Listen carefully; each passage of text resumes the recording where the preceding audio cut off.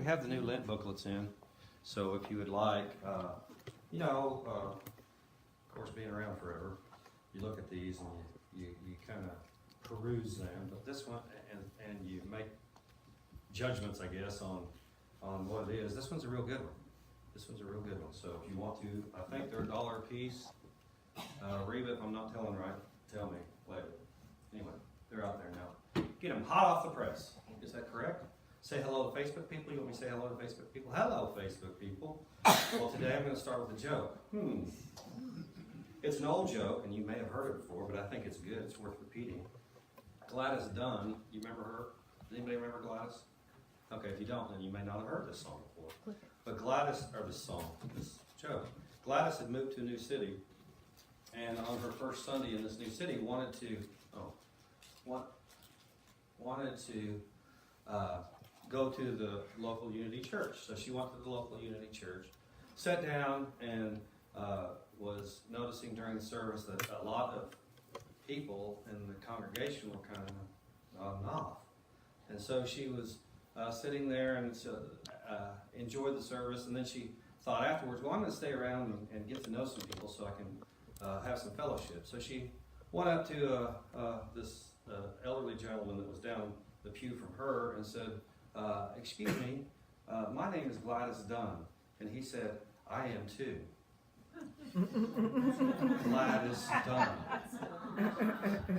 Okay. Hopefully nobody's here named that. Wait, is everybody here asleep? Gladys Dunn. Gladys Dunn. Okay. Thank you, Mickey. Come on, if not for me, for Gladys. So anyway, I don't want to put that one up there yet. Today's an unusual title for today's message. It's Blow Your Nose. And Francie kind of got upset with me when I told her this title. She didn't want me to put it up there, but that's okay. She didn't upset, just thought, what are you doing? Blow your nose up there. It's gross, yeah. That's what she said. So anyway, but I want you to know this, and don't stop at just the first part. But me personally, I've made missteps in my life, but I've never been wrong. Now, how can you say that? I've made missteps in my life, but yet I've never been wrong. How many people in here have made a decision in life at the time with the information you had and made the best decision you could? Yeah. And then later on in life found out that maybe that decision wasn't the best decision you could have made, but how can you blame yourself if it was the best decision that you could make at the time? Right? Right. So, that's what I mean by that. I have, and yet I've never been wrong. Each of us, though, were raised in a certain type of environment, a certain type of, not necessarily a clique, although some people were raised in cliques, but a certain type of, oh my gosh, I'm forgetting words. A certain type of culture. Thank you. Culture. What? Did you say something else was good? Family, church, yeah, all those things. Life experience. Yes, all of us have our own life experiences, but and each one of us in here, no matter, even if we were twins, have experienced something different in that same life experience, right? Oh, see, the twins are laughing, so I know that that's correct. So that happens. I mean, we can both stand, and I've said this before, we can both stand in the same room and experience the same event and yet see it differently, can't we? So, that's good. Take this family. This family was raised in a certain type of environment, weren't they? This happens to be, whatever you want to call it, a Native American family, whatever you want to call it. And this type of family was raised in a different environment too, weren't they? Now, this Native American family was raised in an environment, a family, where they all looked similar, correct? Mm-hmm. This family, and it's funny because, I guess I should ask, what do you think of when you say blended family? Or what do you think of when I say blended family? You see, you're pointing to this, Mickey. Multiracial. And multiracial. See, that's not what you get when you put blended family in there. No, I think of people who Two families, that's what you get. two The Brady families Bunch. that were already together that end up Yeah, Brady married Bunch, together. that's a good. Brady Bunch is Yeah. a good example, if everybody remembers that, although, but this is what I was looking for, really, an interracial family. And there was a reason I looked for this is because sometimes even in blended families like Brady Bunch, they look kind of the same anyway. But I wanted to get something where not everybody looked the same on the outer, right? That environment includes, though, that environment that we surround ourselves with and we are in includes words, actions, and thoughts. And of course, I didn't put this in necessarily the correct order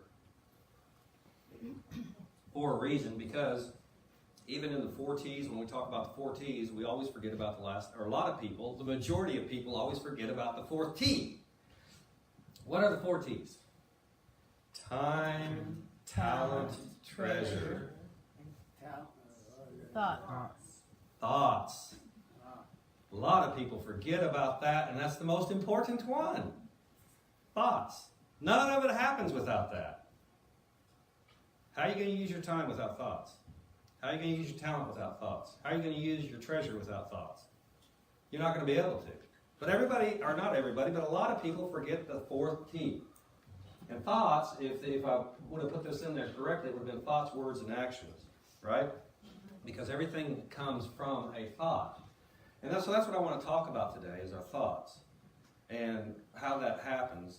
And the reason that we are called this is because our body, the reason I named this, gave this the title, is our bodies grow as our mind allows and tells it to grow.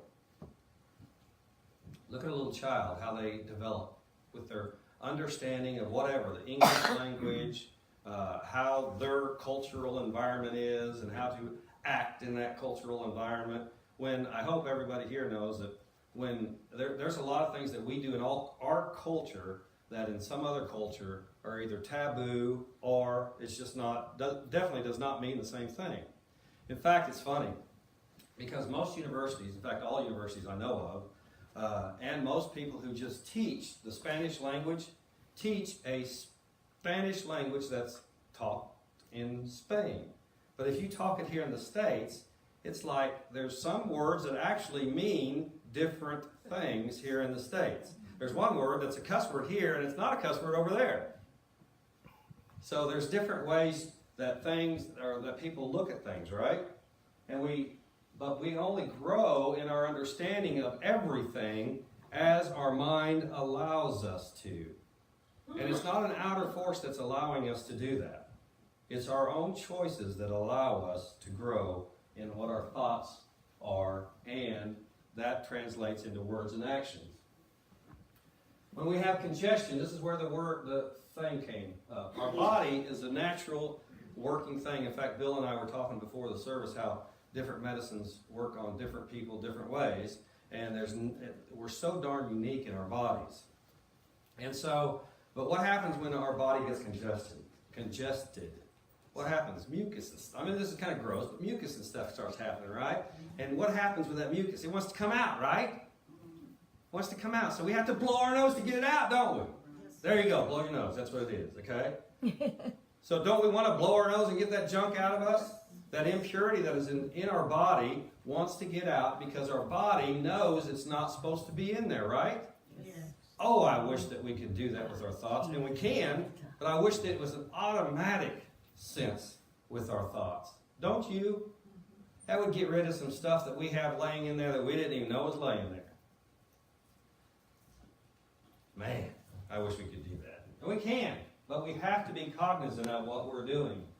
The more we blow our nose, the sooner that something is released, and the sooner we are back to what? Health. You know, our natural state is health. The homeostasis, can't even say that, I haven't said that word forever. Homeostasis of us is health, wealth, well-being in all areas of life. That's our homeostasis. That's our level playing field. That's what we're supposed to be at. That's what we can be at all times. But it doesn't work if we have an invader in our body and we allow it to stay there. Then what do we go get medicine for? To speed up that process to get it out, don't we? So that's a physical reaction or explanation of what we're talking about today in our mental, which is getting rid of those thoughts. We had an experience. Our mind grows as we allow God to grow in our life and our mind, which is true. But Francie and I had an experience. I didn't know I was going to talk about this today, but an experience this week, which really was surprising to me. And I'm really going to talk from a first-person state on this, is that we had went out to eat, and then we were coming out of the restaurant. Francie left before I did to get in the van. And when I came out, Francie and this African-American woman were having words.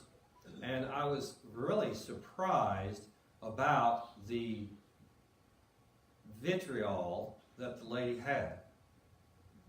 And the only thing that it came from was because Francie looked different than she did.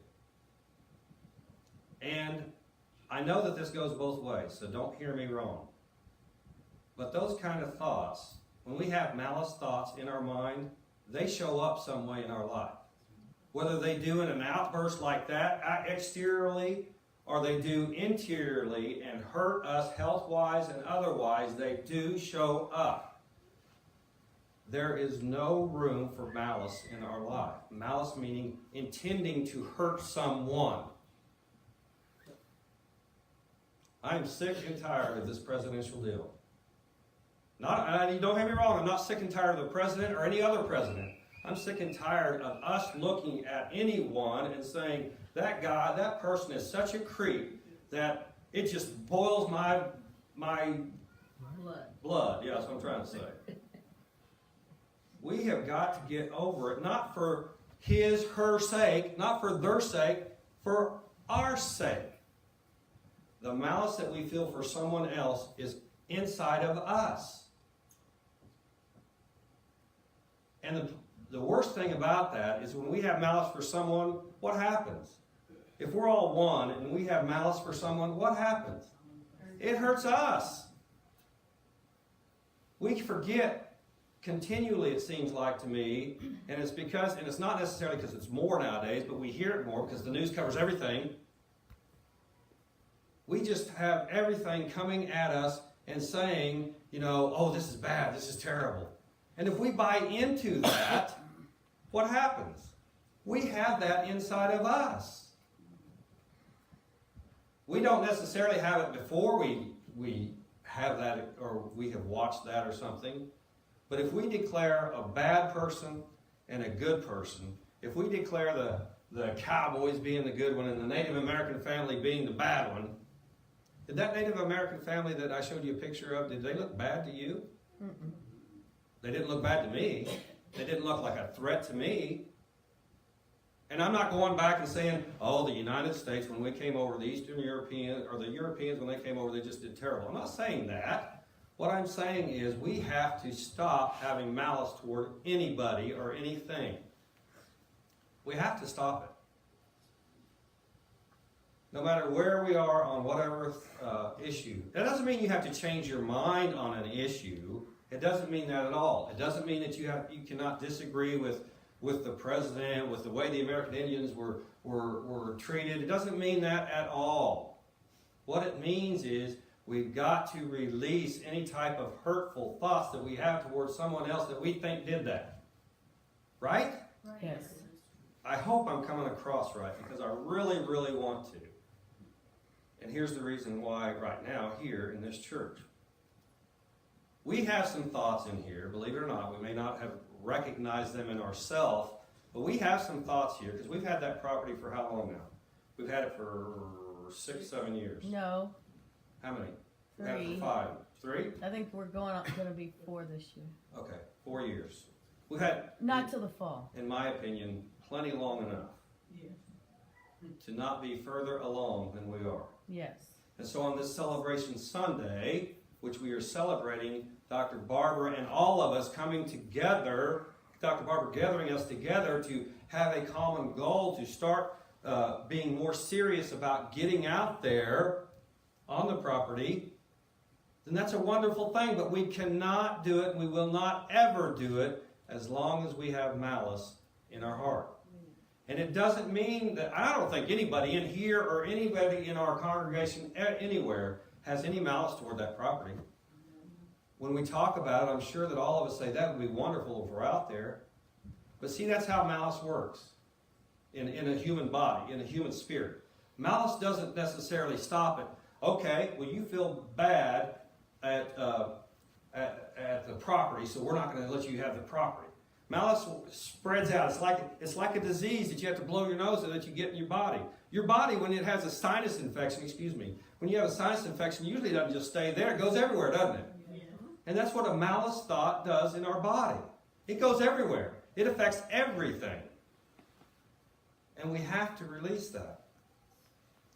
I can swear on a Bible right now, even though you know how I feel about the Bible. I can swear on a Bible right now that when Francie had that experience this week, that person probably, I'm pretty sure, was not a prejudiced person on the outer in most of her life. Yet, when something happened, and it could not have been about prejudice. Maybe it wasn't even about prejudice. Whatever that triggered was a malice thought in her body that she needed to release. Now, usually, regrettably, it isn't a release like that, as far as I get it out and then I'm done with it. That usually isn't what it is. What that does is that tells us that we have this malice thought in our mind. And then we can choose, I choose to release this. Right? Or we can't. We can choose or we can't. We don't have to. But today, I want us all to try our best to allow God more in our mind. And if we allow God in our mind, what happens? What kind of thoughts are God thoughts? Good thoughts. Is a good thought having a malice against someone or something? No. We have to release those.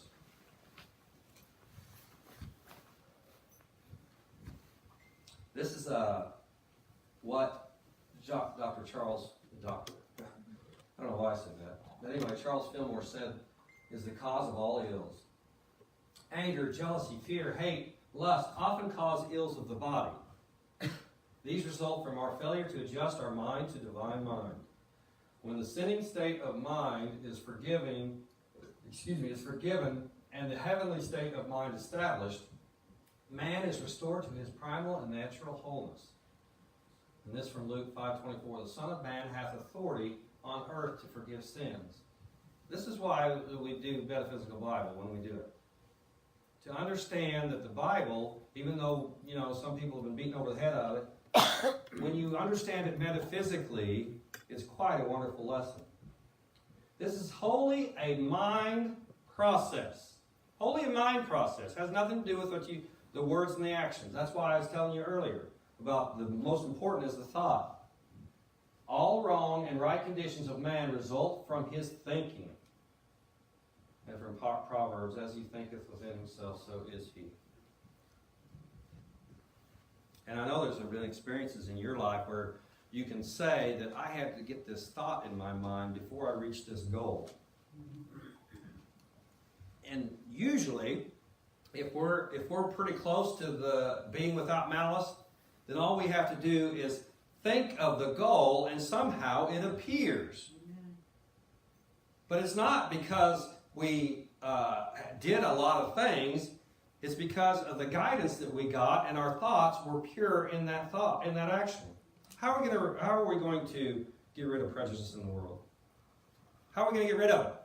From our thoughts. We're going to have to get rid of it ourselves. We have to work with ourselves and say, hey, I'm not doing that anymore. That's how we do it. We don't say, you're prejudiced, I'm going to make sure I work on not being prejudiced. Not that I'm going to favor one group over another, because that's no better. And prejudice knows no color. That's what's funny about me. Sometimes we get in the Western society, we think prejudice has a color to it, base to it, In New Mexico, one of my uncles lived, and this is a long time ago, and I'm not holding this against him, but I do remember it. There's a lot of American Indians there. And I don't know if y'all have heard that or not, but the American Indians, they go out and they get drunk and they raise hell in town. That's prejudice.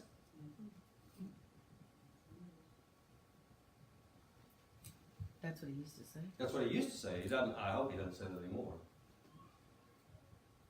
Anyway, confidence, though, is something that we have when we feel sure we know about the subject that we're being discussed, right? Think of yourself when you're confident about something. Whatever it is, it doesn't make a difference. In fact, earlier I asked you, or I told you that I have made some missteps, but I've never been wrong. Well, I may have been pretty darn confident about that decision I made at the time, right? And I use that one all the time. I've told you numerous times about, I was darn confident when I was younger when the legislature in my state came up with the idea of let's blame the parents for what the kids do. Hell yeah, we should do that. Right? I was confident because that'll stop those kids from doing that, right? Well, since I've had kids, I've changed my mind. Yeah. And I am confident that that's not the way to go. I guarantee you that's not the way to go. Not my kids. I love my kids, but they don't listen to me very much. But think of a time when you're confident about something. You're confident because you knew the parameters of it. Okay? And you knew the parameters because you were confident. Even if you go, like if you're going to take a written test or some type of test and you've studied for it, you're confident about it. I had when I was in graduate school for accounting, I had this guy. He was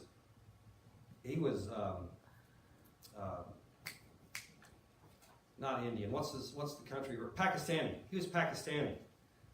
And I tell you, prejudice, Pakistani and Indians do not like each other for the majority. But that's not, I'm not seeing that anymore, okay?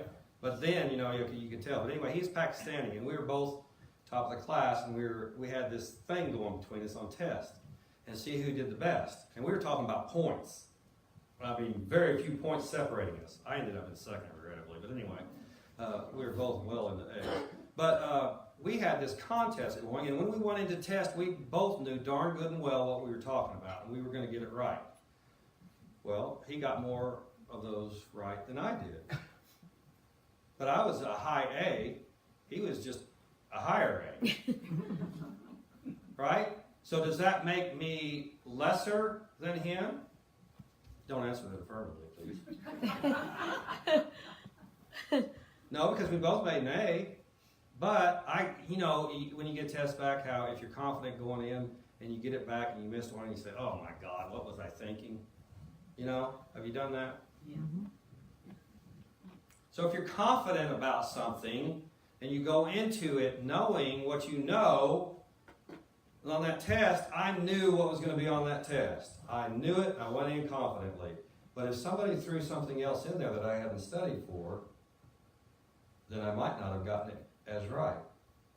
And if I would have known that they were going to throw something in that I hadn't studied for, then maybe I wasn't as confident. But see, as our world, as we grow as adults even, I think it's hard as we grow physically in our age to even avoid this. As we grow, our mind is open to more things, to see more things. And our world with technology allows us to see more things. And we have choices all the time to keep our focus on God thoughts, which are good, or include something that has malice. Any war that we've been in the United States, and I'm not saying that we're wrong, but any war that we've been in, what do we have to do?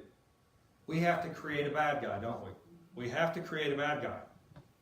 No option about that. Because if we don't convince people that they're the bad guy, we're the good guy, then people aren't going to fight, are they? The army will go there, and they'll do what they're supposed to do, but what kind of idea are we going to have behind that? But there isn't. When we realize that we're all one, then who's the bad guy? There's no bad guy. Unless we see a bad guy, and then what we're doing is saying that part of me is bad. Think of it this way. When we have malice towards someone else in our thoughts, pick a part of your body that you just want to cut off. You just want to get rid of. I don't know what part that would be. You can choose any part. What you want to get rid of.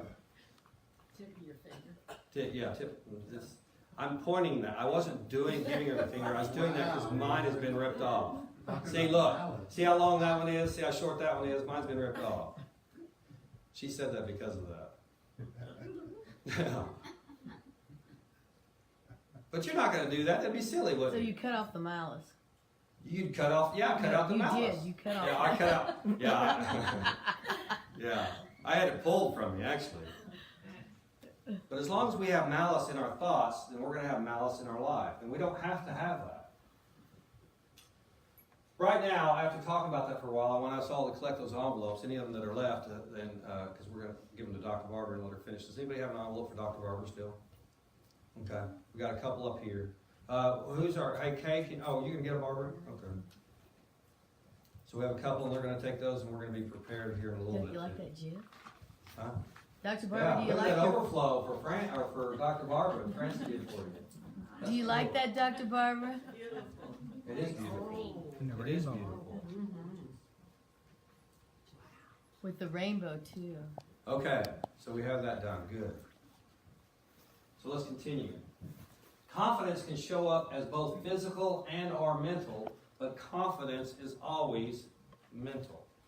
What does that mean? Well, I can be, I've known some wonderfully in-shape athletes before in my life, and they were confident about their physical ability. But that confidence isn't from their physical ability, it's from their mental thought about their physical ability, isn't it? Mm-hmm. There's very few people, as far as on that level, that will think going into a competition with another person that they're going to lose. Very few people that will think they're going to lose. Although someone does, don't they? If they're in a competition that keeps score, someone loses and someone wins. But it's for that day, right? It's for that moment in time. It doesn't mean that the loser is a loser, does it? Because there's a lot of people that think about, well, I don't know, not maybe a sports fan, but think about one in football is Dan Marino. Had the greatest, he's one of the greatest quarterbacks that ever played the game, yet never won a Super Bowl. Everybody refers to that when they think about that.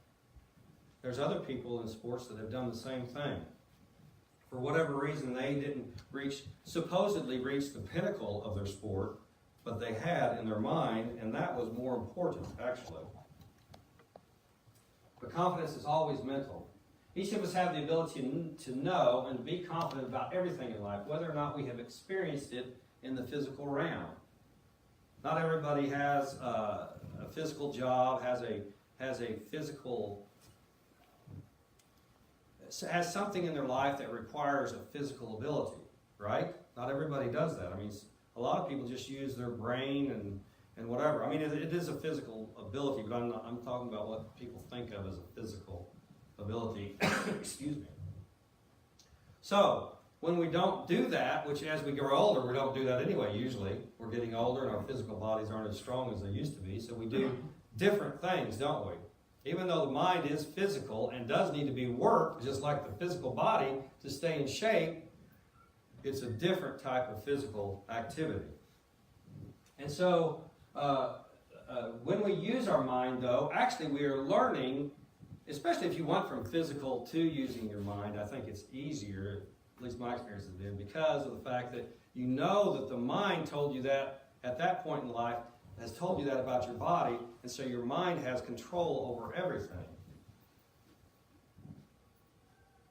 Any feeling that we have in the physical is a sense from the mental being expressed. Whenever we think about feelings, we usually think about the body actually feeling something, touch, some type of sense, right? But all that comes from the mind. It was funny, and it's kind of a cuss-laden show, but I think it's called Analyze That. It had Robert De Niro and who? And Billy Crystal. Billy Crystal, yeah. Billy Crystal was a psychologist, and is it psychologist or psychiatrist? I always get those confused. Psychiatrist prescribed. Okay, he's a psychiatrist then. Thank you, anyway. So, yeah, he's a medical doctor. So anyway, he was in this institution, and he was De Niro was in this institution acting like he was crazy to get out. And Crystal came in and said, well, if he's crazy, he's acting like he didn't have any feeling. And he did all these mean stuff to him. He came in there and yelled at him in his face and all this, and De Niro didn't move at all. And then he took this syringe and jabbed it in his leg, and his Crystal didn't, or De Niro didn't move at all. And it was, you know, if you're thinking about it in real life, it wouldn't be funny, but the movie, it was funny. So anyway, the point of that being is he wasn't crazy. When he got out, he got real mad at him and told him off about it. But he was able to, through his mind, what? Not feel that, right? I mean, he felt it physically, but his mind was strong enough to say, wait, what am I going to have to be able to do to get out of here? I'm going to have to shut off those senses, right? I'm going to have to shut off those senses to be able to do it. And sometimes it takes that for us to get over something. No outer circumstance or person can trigger a feeling without our mental permission. And that's what we're talking about today. No matter what happens on the outer, no matter what the newscast says, which first of all, they're telling you their opinion, usually anymore, isn't it? I mean, and I may be, it was probably because I was younger, but you remember Walter Cronkite. I mean, that guy seemed like he would, and that's the way it is, and whatever date it was. You know, and you believed him. And now, whether that was true back then or not, I don't know. It may have been the same as it is today. But today, you know, you get kind of like opines on everything. I mean, this is the way NBC saw it. This is the way Fox saw it. This is the way CNN saw it. And if you watch the same story on all three channels, you get three different opinions. And I'm sitting there thinking, now, which one is the way it happened? It's again, who was standing in the room with their own life experience and what they saw from what happened, right? We pull from that experience that we've had in life to say what's happening now, don't we? And sometimes if we have malice in our thoughts, that's not the way to go. We have to release any malice. If we come out of something happening and see not a good guy, not a bad guy, and see everything happening for the good. Now, I'm not saying that what happened was good necessarily, but everything happening for the good, then we might have a different look on life. And it would help us as human beings. Once we have decided what feelings are going to be let in, then and only then does our body respond. Now, I'm glad that most of the time that we're in tune enough with our body to have our senses open and available. Most people have their senses and they can use them at all times. But when you get sick and when you get a cold or something, you need to blow your nose. What happens to your sense of taste? Kind of lose a little bit, don't you? Huh? That's kind of a natural body deal. What happens to your sense of smell? You can't smell as good, right? All of that is stuff that your mind is shutting off at that time to help your body heal. With our thoughts are the same way. When we have an experience of a malice thought, we have to shut it off. Not stuff it down, but shut it off and release that. Not to somebody else, but to release it, period. Because, you know, there's one old saying that my mom raised me with that was always right, and it still is. You know, evil, bad thoughts, whatever you want to call it, cannot exist on their own. They need a host. But good does happen on its own. If you leave everything alone, don't get involved with your thoughts or actions, good is going to happen. Good is going to happen. We have to be, though, without malice. And this is always true, which is what? God is blessing you. Now is highlighted because I want you to know that it isn't in a future date. I've got a song that we're all going to sing. I'm going to bring it up real quick. And if you don't know it, yes. Can I share something? You bet. What? I have to make an admission. When President Trump was elected, I was absolutely horrified. Couldn't sleep that night. And I spent, ever since then, I watch all the political shows, mostly on MSNBC, get one viewpoint. And I find myself getting more and more anxious. And it gets to the point where I just turn the TV off because I can't stand listening anymore. And I've had multiple physical problems over the last year. And it just makes me wonder if this is what's going on. And I really am challenged to clear out my thinking a little bit. Thank you. Thank you, Bill. Thank you, Bill. All of us are, no matter what.